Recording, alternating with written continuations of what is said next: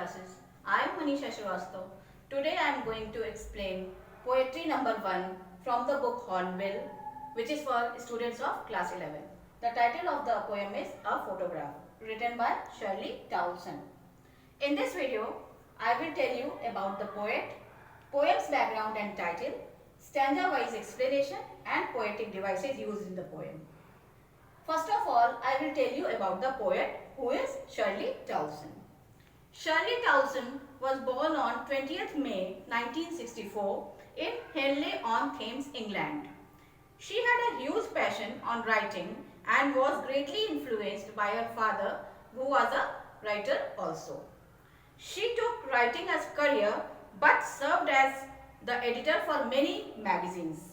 Her major works include Celtic Alternative, Celtic Year 1993, Shadows in an Orchard, which was poetry collection, For a Double Time, again a poetry collection. She died on 15th May 2014. Now coming to the background and title. The title here is A Photograph.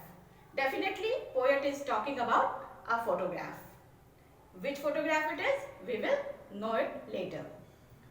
Now the background is, the poem is a tribute to her mother, means poet's mother. She is looking at an old photograph of her mother which has a frame of cardboard. एक दिन poet को एक पुरानी photograph मिलती है जो कि cardboard पर पेस्टेड है. उसी फोटोग्राफ के बारे में पोएट ने बातें की हैं अपनी इस पोएम अ फोटोग्राफ में. पहले के ज़माने में जैसे लोग पुरानी मेमोरीज को, पुरानी फोटोग्राफ को कार्डबोर्ड पे पेस्ट कर देते थे, वैसी एक फोटोग्राफ उनको मिलती है और वो उसकी यादों में खो जाती है. Now I will give you stanza wise explanation.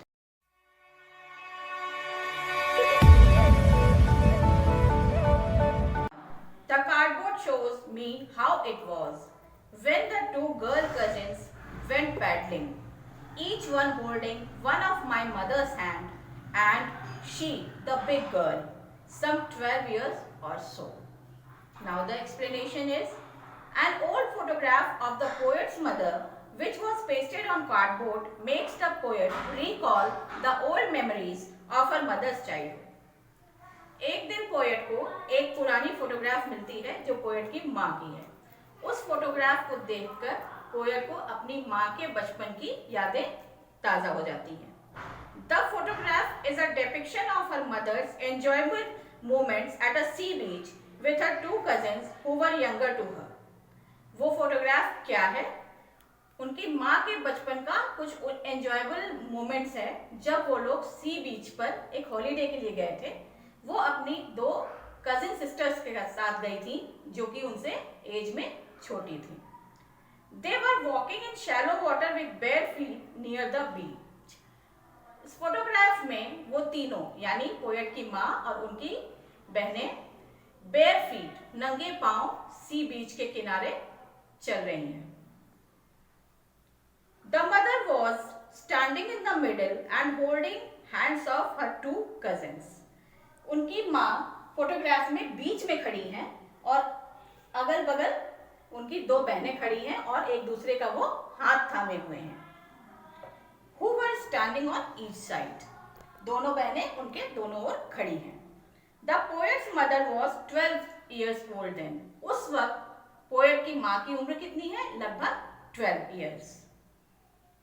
It shows that the photograph was very old, but the poet has kept it very carefully, as it reminded her of sweet memories of her mother's childhood. ये दिखाता है क्योंकि उसमें photograph में poet की माँ की उम्र 12 साल या लगभग इतनी ही है. ये दिखाता है कि फोटोग्राफ कितनी पुरानी है, लेकिन फिर भी पोएट ने उस फोटोग्राफ को संभाल कर रखा हुआ है. क्यों? क्योंकि उस फोटोग्राफ को देखकर उनकी माँ की बचपन की यादें उनके सामने होती हैं. The photograph also indicates how enjoyable her mother's childhood was. इस फोटोग्राफ से ये भी दिखता है कि उनकी माँ का बचपन कितना enjoyable, कितना मस्ती भरा था. Now moving to stanza 2. All three stood still to smile through their hair at the uncle with the camera. a sweet face, my mother's. That was before I was born, and the sea, which appears to have changed less, washed their terribly transient feet. Now the explanation is, the photograph shows that all three girls, the poet's mother and the girl cousins, stood still and smiled at the camera when their uncle clicked their photograph at the sea beach. Photograph में साफ दिख रहा है कि उसकी माँ और दोनों गर्ल कजन्स, दोनों बहनें उनकी स्टिल खड़ी हैं, सीधी खड़ी हैं। किसकी तरफ देखकर मुस्कुरा रही हैं? अब उनके अंकल की तरफ जो फोटो क्लिक कर रहे थे। As the weather was windy at that time, their hair was flying over their smiling faces. सी बीच पर जब हम जाते हैं, आप इमेजिन कर सकते हो, बिल्कुल ठंडी ठंडी हवा चलती रहती है। तो वेदर कैसा है? विंडी है, हवा चल रही है और उनके बाल उड़ रहे हैं उनके फेसेस पे, और उसके पीछे से, उड़ते बालों के पीछे से उनके मुस्कुराते चेहरे साफ नजर आ रहे हैं। The expression on the faces of the poet's mother and her cousins was that of happiness and enjoyment. माँ के चेहरे पर और उनकी बहनों के चेहरे पर जो एक्सप्रेशंस देखे जा सकते हैं वो बिल्कुल हैप्पीनेस के हैं और एंजॉयमेंट के हैं। The mother was looking very pretty at that time and the photograph was taken a long time ago. Poet की माँ बहुत प्यारी दिख रही हैं और ये फोटोग्राफ बहुत समय पहले ली गई थी। Everything has changed since then. Her mother grew up, now she was dead, and the poet was reviving her memories. सब कुछ बदल गया उस वक्त से। उनकी माँ बड़ी हो गई और अब वो डेड हो चुकी हैं और पोएट उनकी यादों को ताज़ा कर रही हैं। The only thing that has remained unchanged is the sea, which was washing the feet of all three girls. जो अनचेंज रह गया वो क्या था? वो समुद्र, वो सी बीच जहाँ वो तीनों बहनें अपनी हॉलीडेज स्पेंड करने गए थी और वहाँ पर बहुत खुश थी। सब कुछ बदल गया उनकी माँ के साथ, पोएट की माँ के साथ, उनकी बहनों के साथ, लेकिन क्या नहीं बदला? वो समुद्र नहीं बदला और उसने उन तीनों बहनों के फीट, जिन नंगे पाँवों से वो वहाँ चलकर आई थी सी बीच के किनारे, उसने उनके निशान को भी धो दिया और सी अनचेंज्ड रहा। The meaning of the word transient is temporary. Here it indicates that human life is temporary. The girl's life changed drastically during this period, but the sea has not changed. Poet की माँ की life drastically change होती रही उसके बाद, उस incident के बाद, इस फोटोग्राफ के बाद, बट सी बिल्कुल नहीं बदला। ये शो करता है सी की इटर्निटी को और ह्यूमन लाइफ के ट्रांजिएंट यानी टेम्परेरी होने को। The stanza beautifully explains the transient nature of human beings. ये स्टैंजा बहुत ही खूबसूरती से बताता है कि ह्यूमन लाइफ टेम्परेरी है। Now, stanza 3. Some 20-30 years later, she would laugh at the snapshot, see Betty and Dolly, she would say, and look how they dressed us for the beach. The sea holiday was her past, mine is her laughter, both wry with the labored ease of loss. Now the explanation is, even 20-30 years later, the mother would look at the photograph and laugh nostalgically, remembering the happy memories of her past.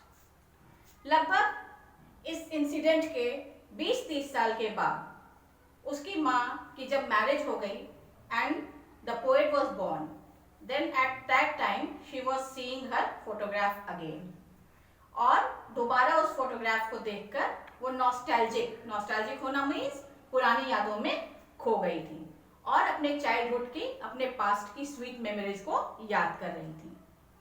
Mother would look at the photograph and comment on the dresses worn by them and the cousin sisters. Mother ने photograph को देखा होगा और पुरानी यादों में खोकर वो उन ड्रेसेस को जो वो उन्होंने और उनकी बहनों ने उस दिन पहना था सी बीच पर हॉलीडे के समय, उसको देखकर हंस पड़ी थी। Cousin sisters were named Dolly and बेटी।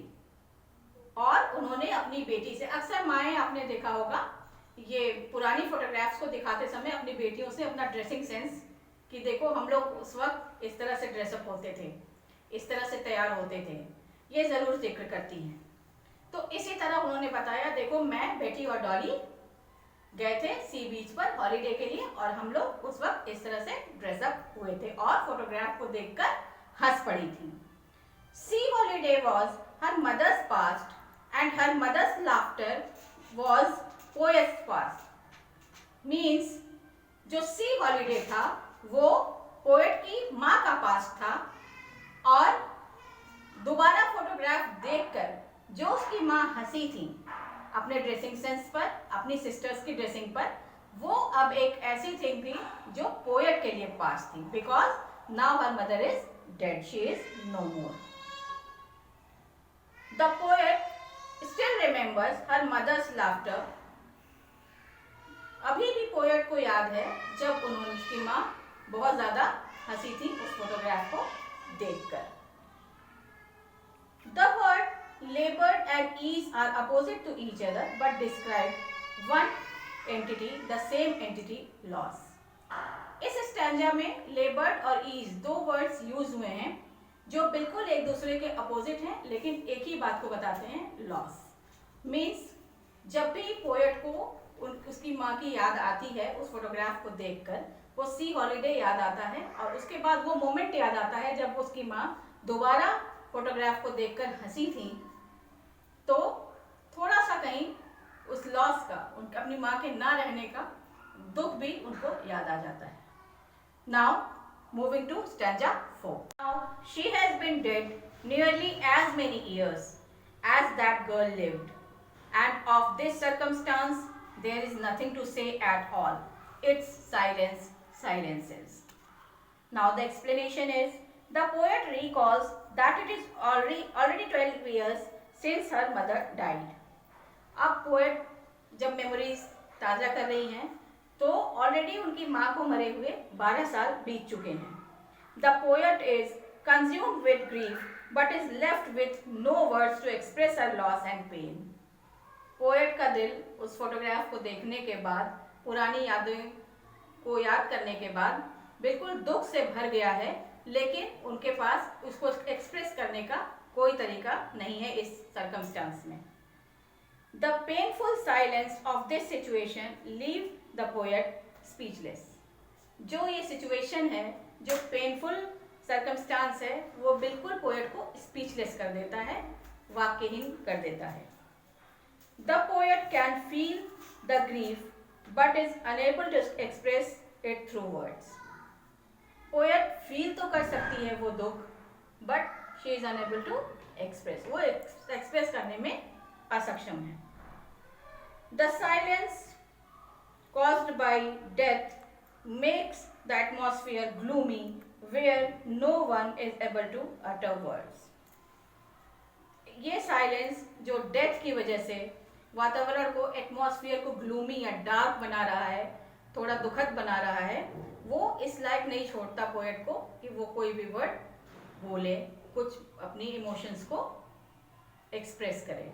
So she is speechless and चारों ओर साइलेंस है, बस साइलेंस है और पोएट फोटोग्राफ को देखकर दुख में डूबी हुई है। Now that's all about the poem. Now I will tell you the values highlighted and the poetic devices used in this poem. The values highlighted in this poem. Firstly, that life is temporary. Human life is temporary. We all know कि अगर हमारा जन्म हुआ है, human life पाई है हमने, तो इसको खत्म होना है. We have to accept. Death is a reality, and we have to accept whether it is good or bad, but we have to accept. Now it tells the importance of the photograph. Photographs create memories, you know. Sometimes they bring joy to us, delight to us, but sometimes they bring gloom or sadness, but they bring memories. Moreover, people change, but the memories related to them are eternal. Children, इस poem में poet की mother के life के 3 stages को बताया गया है। पहला, फोटोग्राफ जब पोएट देख रही है और याद कर रही है उनको, उस समय को, पास्ट को, तो शी इज 12 ईयर्स ओल्ड। दोबारा जब 20-30 साल के बाद, अपनी मैरिज के बाद, जब उन्होंने उस फोटोग्राफ को देखकर मुस्कुराया है, तो उस वक्त उनकी एज वो यंग थी। और लास्टली जब पोएट सैड हो जाती है, उनकी यादों में खो जाती है और उनके पास कहने को कुछ नहीं रहता, अपनी इमोशंस को एक्सप्रेस करने को कुछ नहीं रहता, then she is dead. Now the poetic devices used in the poem. Poetic devices are used to beautify the poem and to give them more meaning. Here, firstly, alliteration is used. Alliteration तब use होता है जब कोई consonant sound एक sentence में बार बार repeat होता है। जैसे stood still to smile, यहाँ S साउंड 3 टाइम्स रिपीट हो रहा है। And terribly transient, T sound 2 बार रिपीट हो रहा है, then alliteration is used. Transferred epithet, transfer epithet का मतलब होता है कोई सिचुएशन कैरेक्टर के जरिए किसी और सिचुएशन या किसी और बात को समझाया जाता है। जैसे ट्रांजिएंट फीट, फीट यहाँ पर ह्यूमन फीट बताए गए हैं, लेकिन इनका मतलब किससे है कि ह्यूमन लाइफ टेम्पररी है, नॉन परमानेंट है। ऑक्सीमोरन, जब कोई 2 आइडियाज को क्लब किया जाता है, 2 ऐसे वर्ड्स को क्लब किया जाता है जिनका मीनिंग डिफरेंट हो। जैसे लेबर्ड ईज यहाँ पर यूज हुआ है इस पोएम में। लेबर्ड का मतलब होता है ग्रेट डिफिकल्टी और ईज मीन्स कंफर्टेबली। दोनों बिल्कुल डिफरेंट मीनिंग्स के वर्ड हैं, लेकिन यहाँ पर क्लब किए हैं, laboured ease. So oxymoron has been used. Lastly, personification, it's silence silences.